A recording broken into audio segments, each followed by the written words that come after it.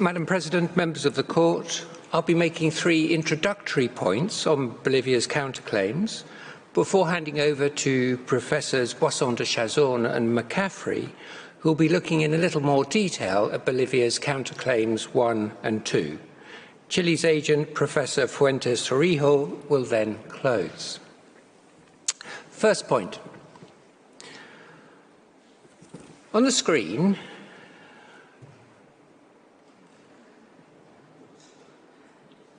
to the right, you can see Bolivia's counterclaims as originally formulated.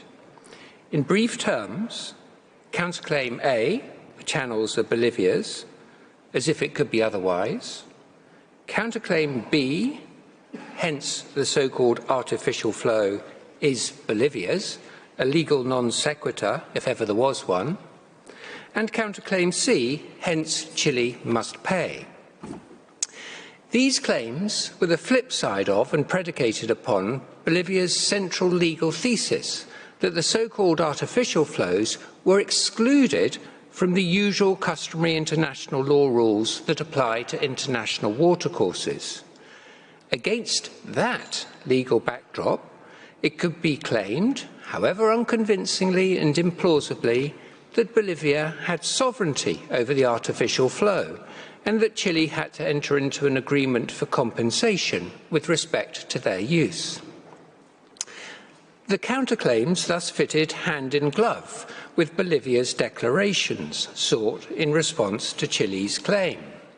You see these now on the left hand of the screen, and you see there that the central underpinnings to the counterclaims in declarations A to C, and in particular at B, where the Court is asked to declare that customary international rules on the use of international watercourses do not apply to the artificially flowing Salala waters. Now, when one looks at the new counterclaims, there are changes that I'll come back to in a moment, but the basic theme remains the same. Bolivia has sovereignty over the artificial flows, and an agreement is required, with compensation again envisaged. But when one looks at the declarations that are now sought by Bolivia in response to Chile's claims, the essential legal underpinnings to the counterclaims have simply disappeared. The declaration that is now sought as a corollary, as we learnt for the first time just before 5:30 p.m. yesterday, is that the waters of the Salala, and now there is no exception, do constitute an international watercourse. And there's a reference here to the surface water being artificially enhanced. Nonetheless, it appears from the declaration, and we heard it emphasised many times yesterday, that Bolivia's position is now that the waters in their entirety are governed by the usual international law rules. Now that leads to just 2 possibilities. 1, either it is possible for a counterclaim to be predicated upon 2 mutually exclusive legal propositions. In this case, the proposition that the usual customary international law rules do not apply to the artificially flowing Salala waters, as well as the contradictory proposition that they do apply, or possibility 2, Bolivia's central counterclaims no longer have any coherent, let alone any tenable legal basis, and should have been abandoned when Bolivia belatedly abandoned its case that the usual customary international law rules do not apply to the so-called artificial flows. And it is plain that only the second of these 2 possibilities holds true. This leads to my second point. Focusing now on the changes in the counterclaims, which again were introduced for the first time yesterday, you can see that the word acquired has been added into counterclaim B, as if that could somehow make Bolivia's position more defensible, and counterclaim C has been amended so that the right to the claimed agreement and compensation is no longer matched with any delivery from Bolivia to Chile of artificially flowing waters, but rather only concerns any request by Chile made to Bolivia for the delivery of the enhanced flow. So counterclaim B is predicated on Chile asserting an acquired right, which is a very obvious mischaracterization of Chile's case, while counterclaim C is dependent upon a double hypothetical: Bolivia communicating to Chile that it is going to dismantle the channels, and Chile requesting Bolivia to retain the channels in place, although Chile has repeated time and again that it encourages Bolivia to dismantle the channels, that it considers the matter to be Bolivia's business alone, and for good measure, that it has not the faintest doubt that dismantling will not materially affect the Salala flows. And I note in passing that despite Mr. Bundy's fixation, Chile's reservation in its application with respect to provisional measures is plainly of no relevance whatsoever to any of this. Now, one might think that it is not without irony that in its opening speeches, Bolivia should, without any basis, be seeking to characterize Chile's claims as hypothetical and then present a counterclaim in its closing that is based on a combination of events that is not merely speculative, but is inconsistent with both parties' positions before the court. One might also note that it is baffling that Bolivia should spend so much time telling you that its channels are harmful to its ecology, saying that the channels are designed to and do lead to enhance flows that should instead be benefiting the upstream flora, and yet base a counterclaim on maintaining the alleged enhanced flows in return for compensation. But more important, the reality is that Bolivia is inventing an unheralded, hypothetical future scenario on the last day of the hearing simply in order to maintain its counterclaim C in some shape or form. Of course, the counterclaim will be rejected because it has no basis in actual fact. But it must be asked again whether it would not have been more appropriate for Bolivia just to withdraw the counterclaim once the essential legal underpinnings had disappeared. The same basic point applies to counterclaim B, which is now predicated on a different invention, that Chile asserts some form of acquired right to the flows of the Salala, which of course it does not. Professor McCaffrey will return to counterclaim B shortly. On counterclaim C, there is nothing more that needs to be said. I turn to my third and final point.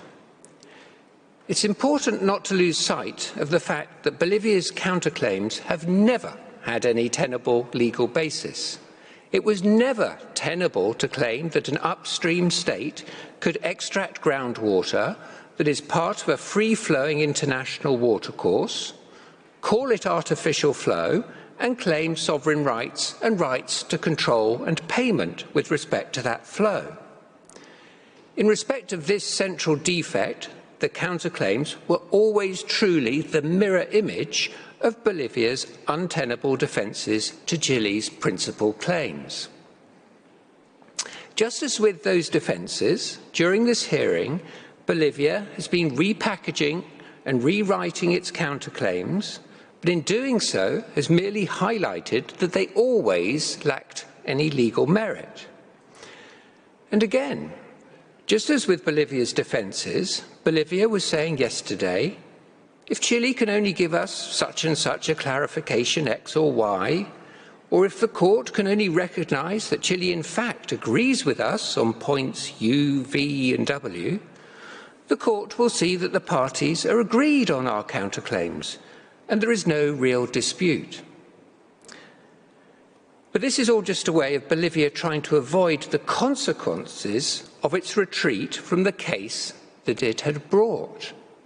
And just as with Bolivia's defences, it is critical to identify again that the absence of a tenable legal position on Bolivia's part does not translate into the absence of a dispute. Chile came to this hearing prepared to meet a certain case on artificial flows, and Bolivia has, reluctant step by reluctant step, been abandoning that case since day one. Indeed, one recalls that on day one of this hearing, there was snow on the ground, while on this final day, the warmth is such as to make one worry all the more about global warming. The changes in Bolivia's key legal contentions over the course of this hearing have been no less striking. All well and good. But although Bolivia is saying what it can to avoid or mitigate or obscure what it is doing, the court's response, indeed the only judicial response to a party that cannot make good its legal or factual contentions, is a judgment rejecting that party's position. And this is regardless of however much the retreating party may seek to reformulate and recast and insist on areas of common ground. Just as with Chile's claims, there is a dispute on the central counterclaims that must be resolved, a dispute that, of course, concerns the existing legal rights and obligations of the parties with respect to customary international law. Madam President, members of the Court, it has been an honour to appear before you in this matter, and I ask you to hand the floor to Professor Boisson de Chazorn. I thank Mr. Wordsworth for his statement, and I invite the next speaker, Professor Laurence Boisson de Chazorn, to address the Court. You have the floor, Professor. Madame la Présidente, Mesdames et Messieurs. Madam President, distinguished members of the Court, it's a great honour to appear once again before you on behalf of the Republic of Chile. During the first round of oral arguments, Chile explained that it considered that the court should reject the first counterclaim because Chile considers that there was and never had been a dispute relating to Bolivia's first counterclaim. That was before the surprise sprung on us by Bolivia during the sitting on the 13th of April. Chile has always recognized Bolivia's sovereignty over the channels and drainage networks located in its territory. It repeated that recognition in its written pleadings and indeed during the first round of oral arguments. Having taken for granted that Bolivia would act in compliance with the international obligations to which it is bound, Chile stated that there was no dispute between the two parties relating to the first counterclaim, and that even if the court were to decide that there was a dispute, then this dispute has become moot in the course of the proceedings. I would remind you that Chile was not involved in the building of the channels in Bolivian territory. Neither does Chile oppose Bolivia's wish to dismantle the channels, a wish made known by Bolivia to Chile during the proceedings themselves. As Chile has stated, Bolivia may indeed dismantle the channels in accordance with applicable international law obligations. And herein lies the problem. Indeed, Chile believed in all good faith that the two states agreed that all the relevant customary international law obligations would apply if Bolivia were to dismantle the channels. Yet, At the sitting on the 13th of April, Council for Bolivia largely limited the scope of applicable customary international law if the channels were to be dismantled. Let me say at once that Bolivia may not use the alleged, and I quote, unique circumstances of the waters of the Sala to circumvent its obligations. The principles of customary international law apply to all international watercourses, whatever their nature. And Professor McCaffrey will come back to this in just a moment. In limiting its obligations, Bolivia declared, threateningly to say the least, that dismantling the channels, and I quote, must be done in accordance with applicable customary obligations relating to significant transboundary harm and only to such damage. And Bolivia contended that the duty to exchange information, as set out in Article 11 of the 1997 UN Convention, I quote, does not reflect customary international law. It chose to ignore the meaning of the words significant adverse effect in the obligation codified in Article 12 of the United Nations Convention and gave its own interpretation of Article 12 by linking it to the risk of significant harm. However, the obligations codified in Articles 11 and 12 actually rely on settled international practice, which is reflected in the work of the International Law Commission, in international treaties, in state practice, and the practice of international organizations, in particular, international financial organizations. These obligations belong to the lineage of the general obligation to cooperate, which enjoys the privilege, so to speak, of being recognized by Bolivia as being part of customary law. Article 11 does not provide a threshold which would trigger its application. The extent or the effects of the utilization of waters are not standards to be taken into account in the interpretation and the application of the duty to exchange information. So, Bolivia's argument, whereby Bolivia's so-called de minimis activities are to be spared from the application of the duty to exchange information, has no legal underpinning. The logic which underlies Article 11 is to allow states that share water resources to communicate with each other on both the positive and the adverse effects of the utilization of the waters. The duty to exchange information makes it impossible for one of the riparian states to conduct a unilateral assessment about a planned measure. Article 12, that's Article 12. It provides a threshold for application which is not the same as the one in Article 7 on the obligation not to cause significant harm. The International Law Commission has indeed stated quite clearly that this is another form of damage than the one covered in Article 7. Besides, compliance with the obligation to exchange information and the obligation of prior notification is of particular importance in very arid regions, as is the region of the Atacama, where the Silala is located. Distinguished members of the Court, let me explain in practical terms the significance of compliance with the obligations codified in Articles 11 and 12 of the 1997 Convention in case of the channels being dismantled. The measures which Bolivia might take to dismantle the channels with a view to restoring wetlands, as Bolivia has stated it wishes to do, are likely to cause a temporary interruption or reduction of the flow of the waters of the Silala, This is because one of these measures might be the building of small structures to retain the water in the wetlands. Besides, the removal of the channel cladding may lead temporarily to an excessive build-up of sediments in the river.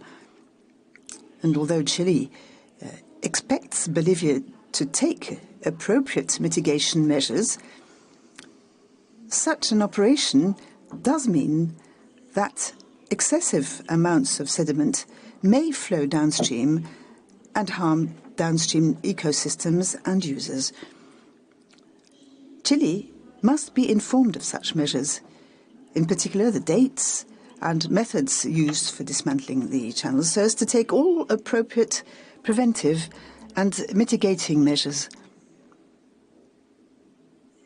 These are just a few examples to emphasize the potential effects, to emphasize the importance of an exchange of information between riparian states and of the obligation to notify and take appropriate measures.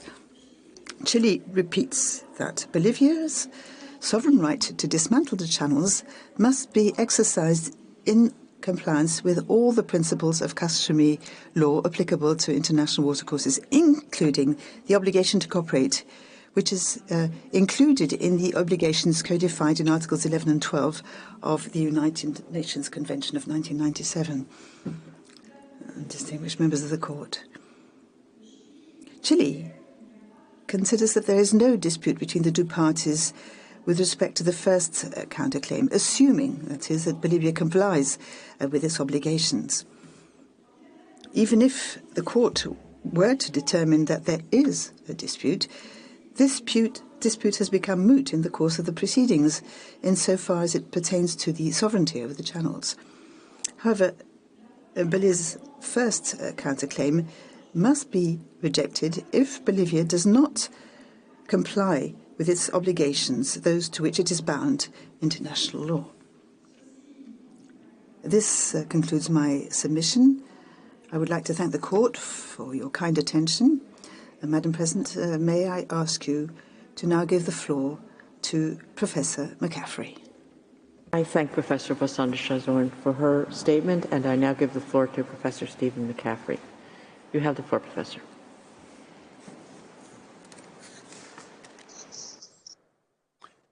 Thank you very much, Madam President.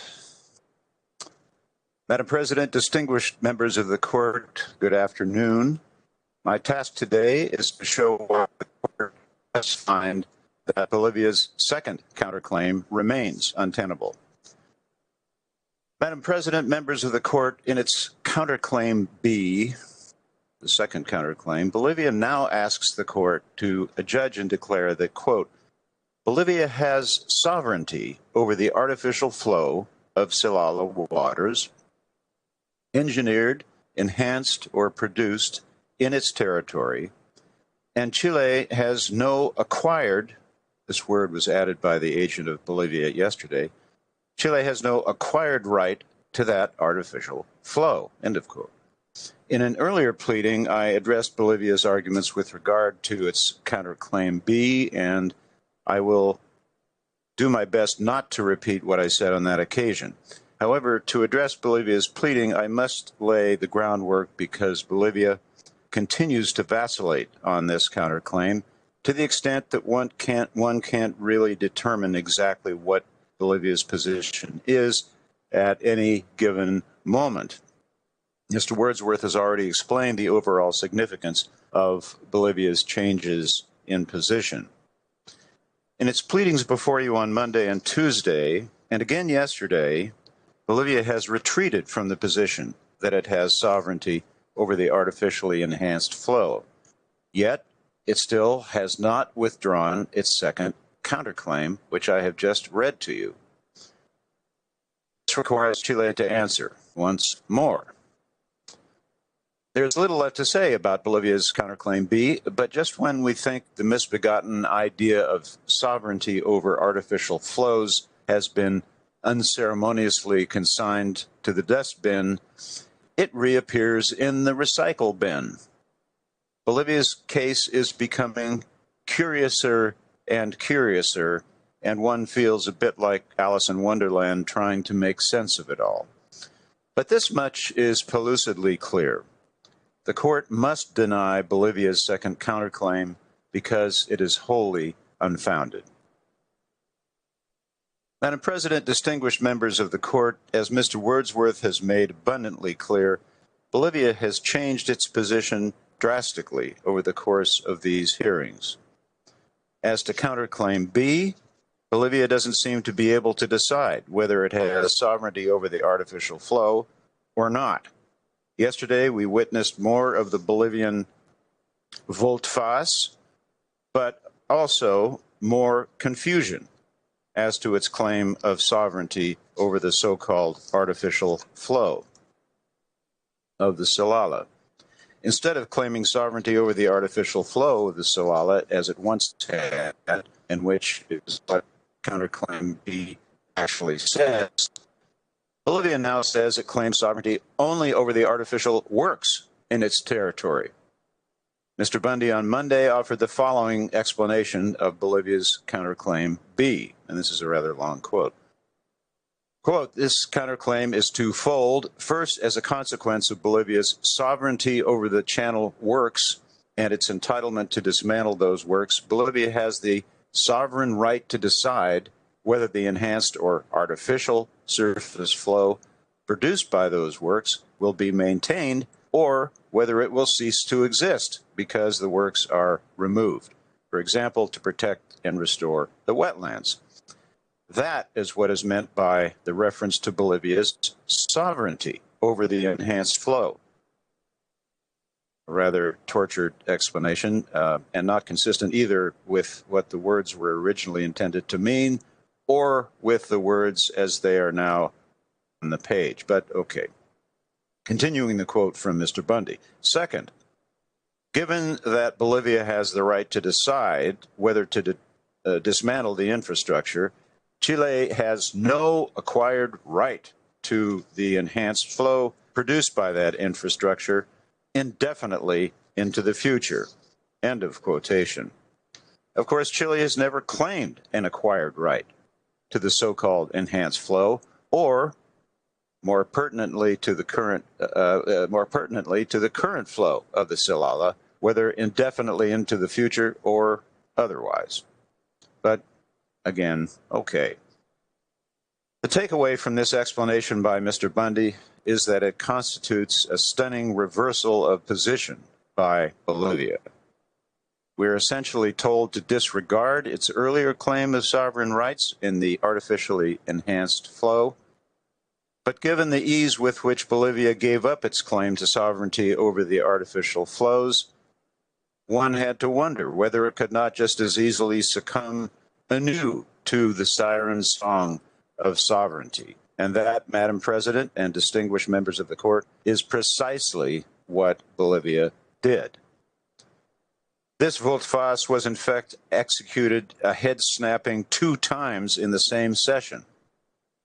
The agent of Bolivia closed Bolivia's argument by referring once again to its counterclaim B, stating as follows, quote, Bolivia has sovereignty over the artificial flow of Silala waters engineered, enhanced, or produced in its territory, and Chile has no acquired right to that artificial flow, end of quote.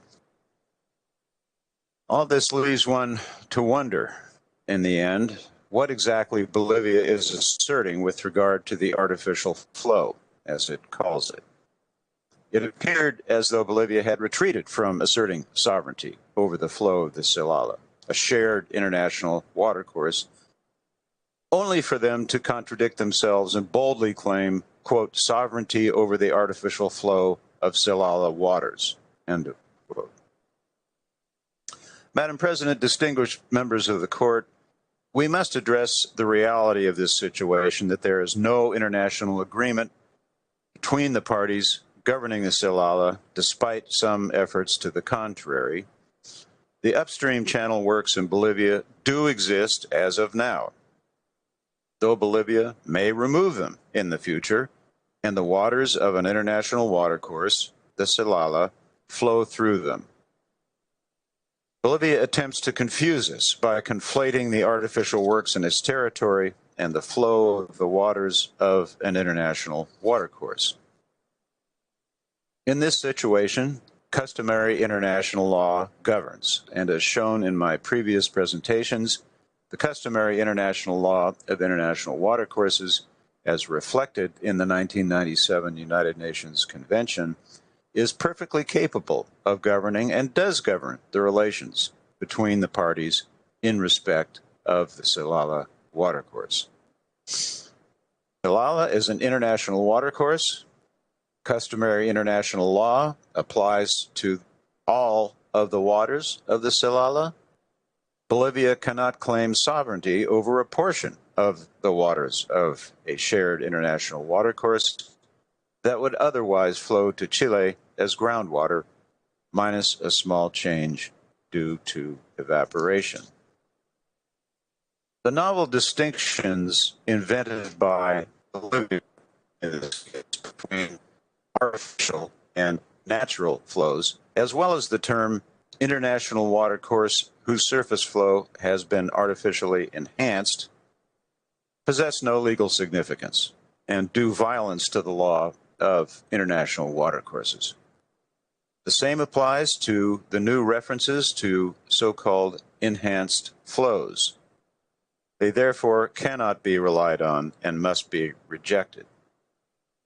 As mentioned earlier, the 1997 United Nations Watercourses Convention was designed as a framework convention and sets out general legal principles precisely to address the diversity of international watercourses.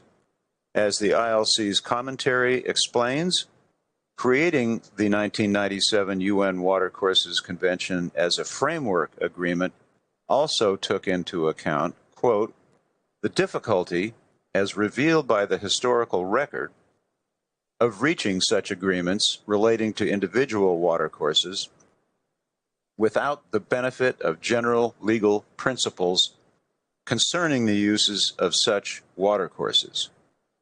It contemplates that these principles will be set forth in the framework agreement.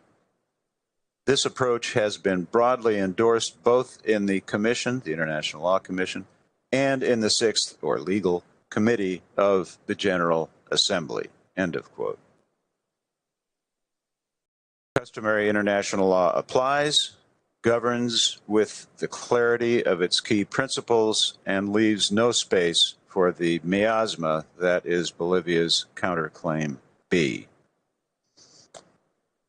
Madam President, distinguished members of the court, Bolivia referred to the points on which the parties are now agreed, quote, without it being necessary to ask oneself who changed their point of view on this or that point, end of quote, from Professor Pelé. That would be convenient for Bolivia, I'm sure, and continues to gloss over inaccuracies and confusion in how Bolivia portrays how customary international law should be applied in this instance. Mr. Bundy claimed yesterday that, quote, there is nothing in Bolivia's second counterclaim that is in the least bit contrary to international law, and that, quote, its second counterclaim is fully justified and entirely consistent with customary international law. But let's look at this, end of quote, but let's look at this a bit more closely. There are indeed inaccuracies and unwarranted confusions in how Bolivia considers customary international law to apply in the case before you. First, in its pleadings yesterday, Bolivia finally, for the first time, admitted that, quote, yes, the Silala is subject in its entirety to the law of international watercourses. In its entirety, Madam President. This is still part of the quote. And this entirety includes, of course, surface or underground water, whatever their origin. Can we be clearer? End of quote from Professor Pelé. Chile welcomes this recognition by Bolivia, belated though it may be, that customary international law applies to all of the waters of the Silala. But then Bolivia equivocates by relying again on its novel distinction between artificial and natural flow.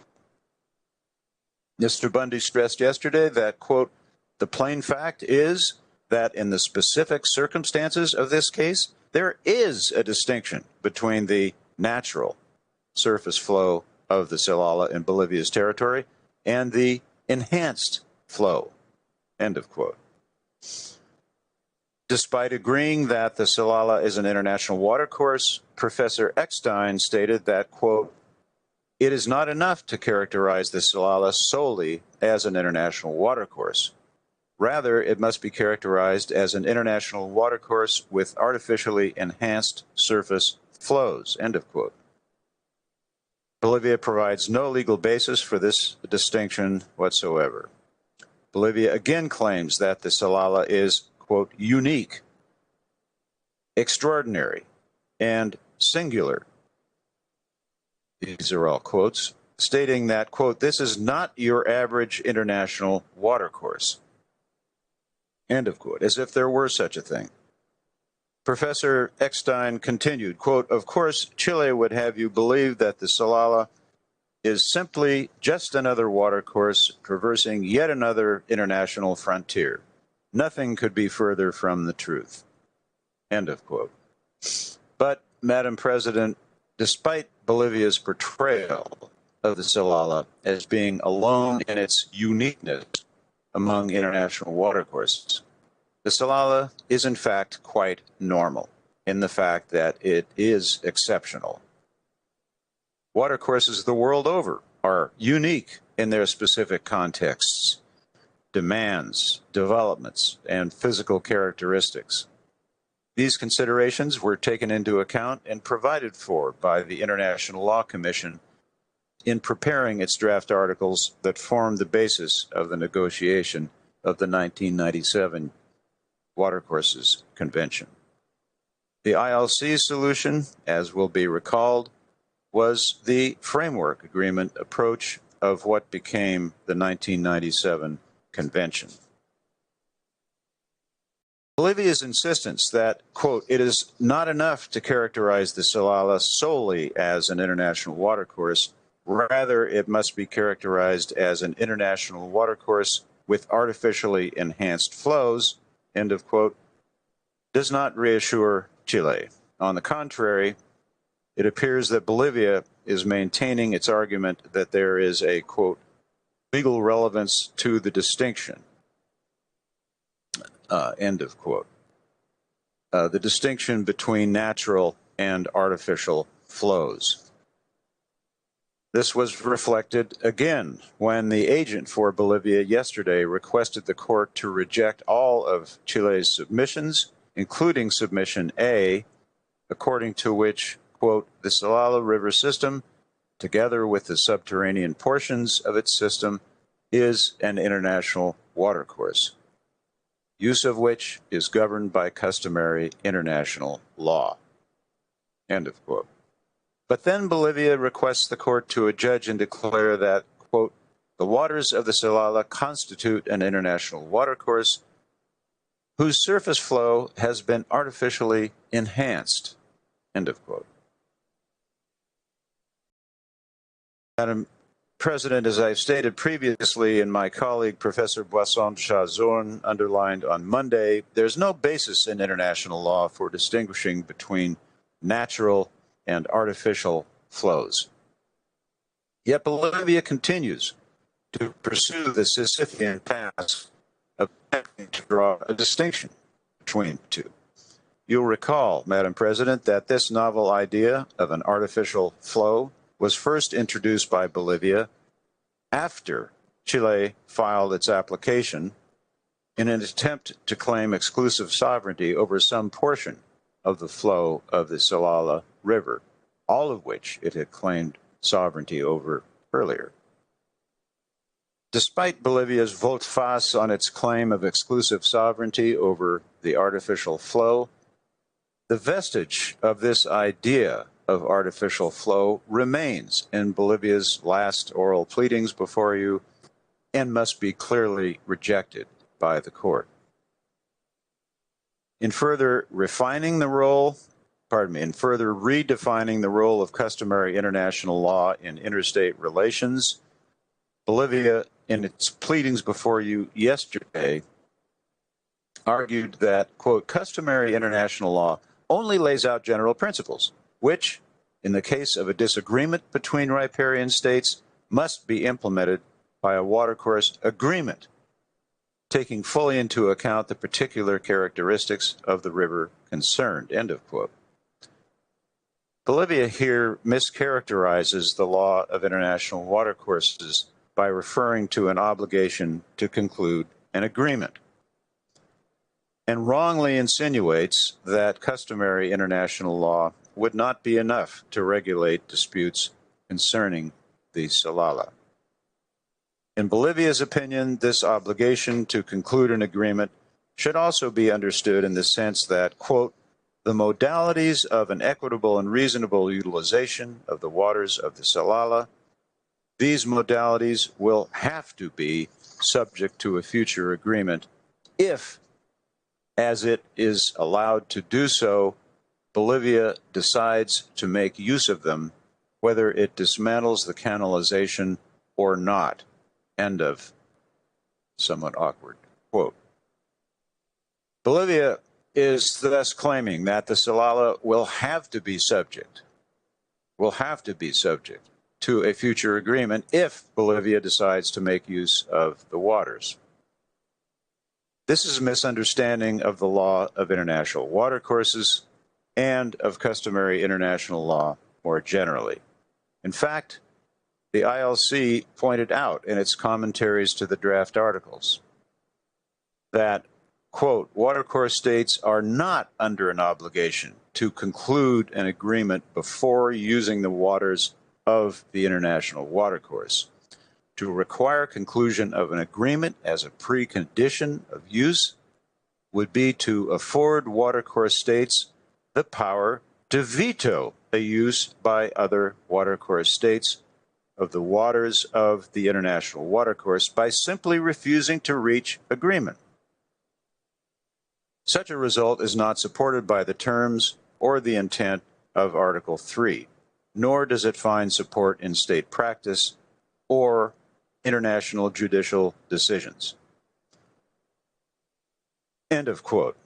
Indeed, the arbitral tribunal in the path-breaking Lake Lanu case famously pointed out that, quote, to evaluate in its essence the need for a preliminary agreement, it is necessary to adopt the hypothesis that the states concerned cannot arrive at an agreement. In that case, it would have to be admitted that a state which ordinarily is competent has lost the right to act alone as a consequence of the unconditional and discretionary opposition of another state. This is to admit a, quote, right of consent, a, quote, right of veto, which, at the discretion of one state, paralyzes another state's exercise of its territorial competence. End of quote from the Lake Lanu Arbitration Award. Madam President, distinguished members of the court, for the foregoing reasons, Bolivia's counterclaim B should be rejected. Madam President, members of the court, thank you for your kind attention. I would now ask that you give the floor to the agent of the Republic of Chile, Her Excellency Ms. Jimena Fuentes Torrijos. I thank Professor McCaffrey for his statement. Before I give the floor to the agent, I would like to give the floor to Judge Tomka, who wishes to put a question to Chile. Judge Tomka, you have the floor. Thank you, Madam President. Having listened carefully to the arguments presented by counsel for Chile today, I would like to put a question in relation to the argument and conclusion presented by Professor Laurence Boisson de Chazurne, who requested the court to reject the first counterclaim of Bolivia in case Bolivia does not comply with its obligations under international law. or to express in the language of the pleading, langue de Molière, la première demande réconventionnelle de la Bolivie. Bolivia's first counterclaim should be rejected if Bolivia does not comply with its international law obligations. Is the following one. Can the court reject this counterclaim subject to a condition of a future conduct by Bolivia? Wouldn't the court be deciding on the basis of a hypothetical scenario or for a hypothesis in the future? Thank you very much, Madam President.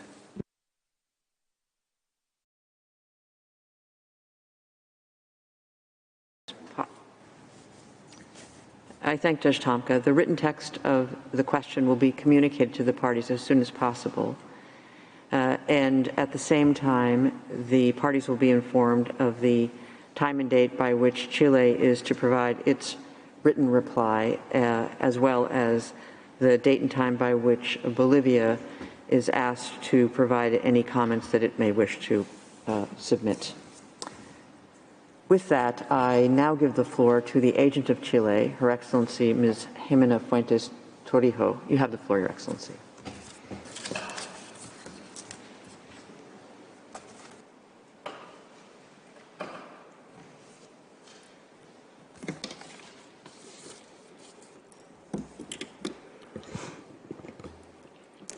Madam President, distinguished members of the Court, it is an honor to appear again before you to close Chile's second round of oral argument regarding Bolivia's counterclaims. Bolivia has considered the main submissions made by Chile, that is, that the Silala River system is an international watercourse governed by customary international law, and that accordingly both Chile and Bolivia are entitled to the equitable and reasonable use of all of its waters, including the subsurface portions of the system. Nevertheless, Bolivia has chosen to maintain its three counterclaims before the court. Chile has never disputed that Bolivia has sovereignty over the channels in its territory and that it is for Bolivia to dismantle the channels in compliance with international law. Bolivia's suggestion that Chile objected to the dismantling in 2002 or in 2010 or at any time is not supported by the historical documents. Notwithstanding, Bolivia's agent insists on the need for the court to decide on counterclaim A, alleging that Chile is conditioning the dismantling of the channels by asking that any action by Bolivia must comply with international law. This cannot amount to a condition or qualification of Bolivia's rights. It is simply the application of the customary international law that Chile, and now also Bolivia, agree applies to the Silala River in its entirety, even if this is regrettably subject to the Bolivian inaccuracies and confusions to which Professor McCaffrey has just referred. As Chile explained in its written reply, counterclaims B and C amount to a parallel defense to Chile's claims. Therefore, it is difficult for Chile to understand how Bolivia can insist on seizing the court with these counterclaims that now seem to have lost their legal foundation. Mr. Woodworth has explained how Bolivia introduced changes to the formulation of its counterclaims B and C, and how these changes have attempted to create a new basis for the counterclaims that is entirely hypothetical and speculative.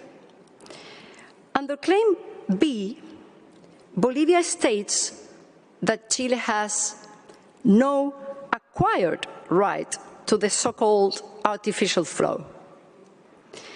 With the addition of the word acquired, Bolivia seems to be saying that Chile may only use the artificial flow insofar as Bolivia decides to maintain the channels. Which brings us back to counterclaim A. Chile has made clear in its written proceedings that if the dismantling of the channels results in a decrease in the superficial flow or a deterioration in water quality, this will not be considered per se a violation of customary international law. Counterclaim C is now based on the double hypothetical to which Mr. Warworth referred, that Bolivia will want to dismantle the channels, whereas Chile will request them to be maintained. Chile has already repeatedly confirmed that it is not interested in the maintenance of these channels in Bolivia, and indeed encourages dismantlement. Yet, the agent of Bolivia insists on requesting the court to pass judgment upon these hypothetical and speculative counterclaims. Bolivia has stated that both parties have over time changed their positions. This is not the case. Chile has always confirmed the international status of the waters of the Silala and the rights and obligations of Bolivia and Chile as co-riparians of the Silala River system in accordance with customary international law.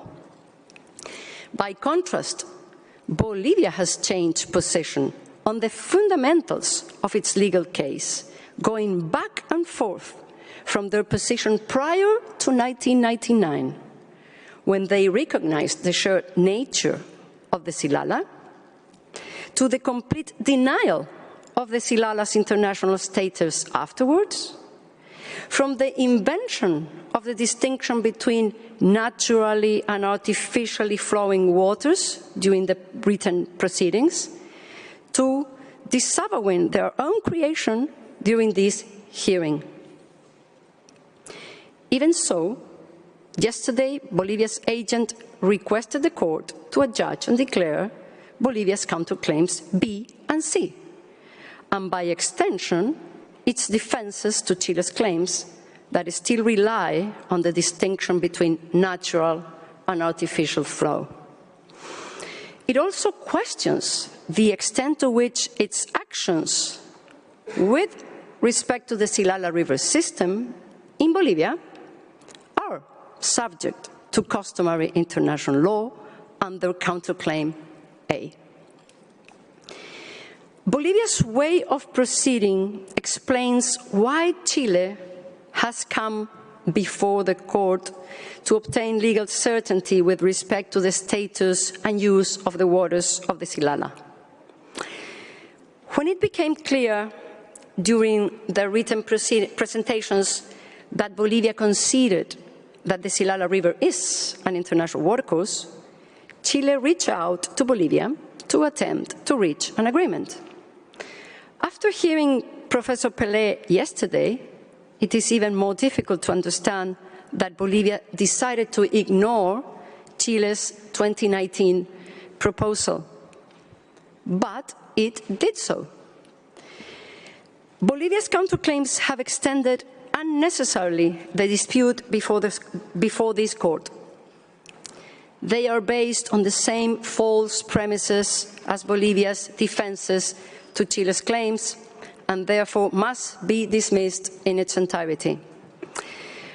And the shifts in Bolivia's position and the steady retreat from its written pleadings do not somehow point to the absence of a dispute. They identify the critical need for a judgment that explains and applies the applicable customary international law and introduces clarity into the legal relations between the parties so far as concerns the Silala. Before reading the final submissions of Chile, allow me, Madam President, to express our sincere gratitude to you and to all the members of the Court for having listened attentively to both parties. Our thanks also goes to the Registrar of the Court, Mr. Philippe Gauthier, and to all the staff of the Court. We extend our gratitude to the interpreters, who have done an excellent job. In particular, we appreciate that these oral pleadings have been interpreted into Spanish. My thanks go also to the Bolivian delegation. And in addition, I would like to express my deepest gratitude to Chile's distinguished Council and to the women and men that make up the Chilean delegation. It has been a privilege and an honor to work with you in this case. With respect to the counterclaims presented by the plurinational state of Bolivia, I will now read the submissions, the signed text of which I have submitted to the Court. The Republic of Chile requests the Court to adjudge and declare that, first submission, to the extent that Bolivia claims sovereignty over the channels and drainage mechanisms in the Silala River system that are located in its territory, and the right to decide whether to maintain them, the Court lacks jurisdiction over Bolivia's counterclaim A. Or alternatively, Bolivia's counterclaim A is moot. To the extent that Bolivia claims that it has the right to dismantle the channels in its territory without fully complying with its obligations under customary international law, Bolivia's counterclaim A is rejected.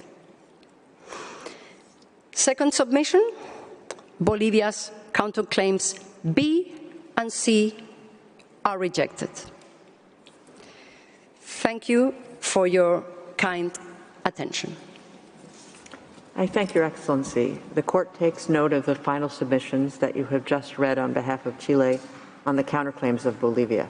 This brings the present series of sittings to an end.